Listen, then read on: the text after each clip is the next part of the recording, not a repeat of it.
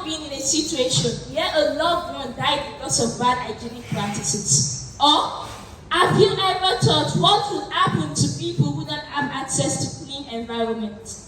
The consequences to these people is extremely dangerous. Good day, everyone. Standing before you is Opeloyeru Elizabeth, a teenage advocate for child health and well-being.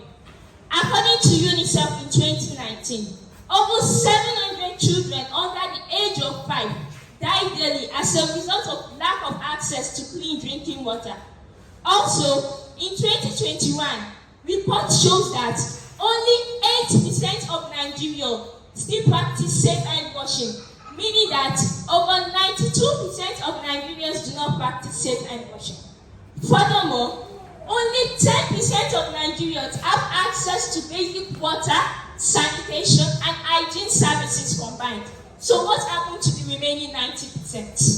As we all know that water is a basic necessity in life and it has to be clean. But think of what will happen when people do not have access to clean drinking water. Sanitation in a layman language simply refers to the ways and process we keep our environment clean and germ-free.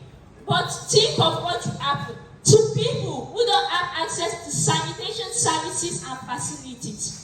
Hygiene simply refers to the process to maintain a healthy lifestyle, but yet most people find it very difficult to inculcate healthy hygiene lifestyle. Why? Because they don't have the right knowledge.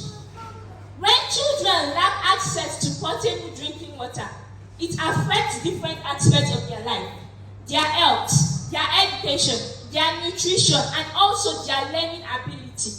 The availability of water shouldn't be the only question that should arise, but others such as, is the source of this water reliable?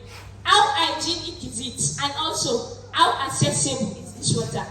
Here in Ojo community, a lot of children die on a daily basis as a result of waterborne disease. I had a personal incident where 2 close friends of mine and other children in their local community died as a result of food contamination and drinking of unsafe water.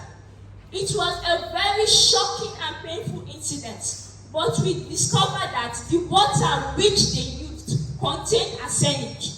And as the immune system of these children wasn't that strong, it affected them. But that didn't mean that the adults were off the hook, as they later discovered that a lot of them had already gotten terminal diseases. It was a very sad period of time for everybody. But just use a minute to think of what would have happened had it been proper investigation hadn't been carried out.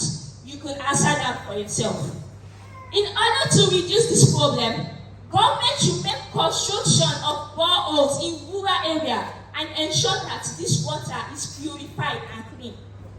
What do you think will happen to children and parents who do not have the right hygienic knowledge? Here in Ojo community, in a local area which I visited, I discovered that most houses' source of water is from the same place where they empty their feces. And for others, it's from a river whose cleanliness isn't guaranteed.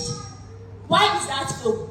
It is so because most people living in that area are ignorant, and even the few who are educated are too lazy to do anything about this problem. Therefore, in order to curb this menace, government should organize programs which is targeted to people in rural areas, teaching them on the dangers of bad hygienic practices, and also reach out to the children by implementing proper hygiene as a subject in their school curriculum. Not only the government has a role to play, but we as an individual and also we as a community. Therefore, environmental sanitation should be revived at the grassroots level, and proper punishment should be meted out to people who fail to take part in this, as this action could help to reduce the life of mosquitoes in our environment.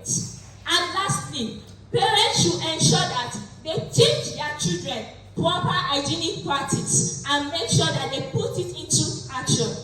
I believe that with these few points of mine, we will be able to improve wash in our local community. Ojo, thank you.